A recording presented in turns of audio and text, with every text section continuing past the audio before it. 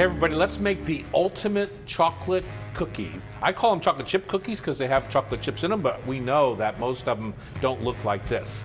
And so our goal is 3 times chocolate. If some chocolate is good, I guess 3 times must be a little bit better. The first thing we're going to do is sift our dry ingredients, which we often do. Our 3 kinds of chocolate are my bittersweet chocolate, which I have melting over a double boiler, my chocolate chips, which are in this bowl, and then I have cocoa powder in my dry ingredients. So in here is my flour, my salt, my baking powder, and my cocoa powder. Over here, a technique that I don't think people use enough when they're adding eggs to their creamed butter and sugar. So I've got my butter and sugar in here. I creamed it, mixed it all up. Now I'm going to add eggs one at a time, but my technique is I break my egg into a bowl like this, and then I add it, because now I can see that there's no shell in there. Now we're just going to whip those up into a nice froth. Okay, I want a nice light fluffy batter. Okay, into this I'm going to add my vanilla, and then I'm going to pour it into my dry ingredients.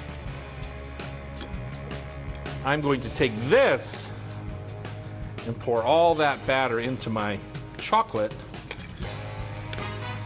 And I don't want my chocolate to seize up, right? If it gets cold, it'll get firm and start to look like it looked like before we melted it.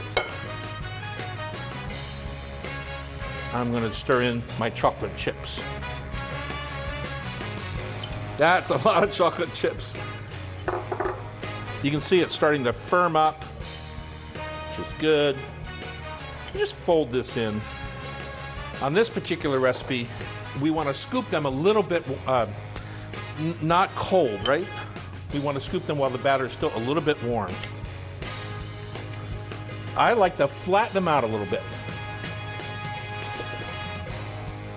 So we'll pop those in a 350 degree or so oven. Mine's on convection, so I went down to 340. And what you end up with are these lovely, beautiful, triple chocolate chip cookies that are dynamically delicious. And when they come out, and not hot, but when they're still a little bit warm, I just sprinkle a little powdered sugar right on top. That'll work into the cookie itself.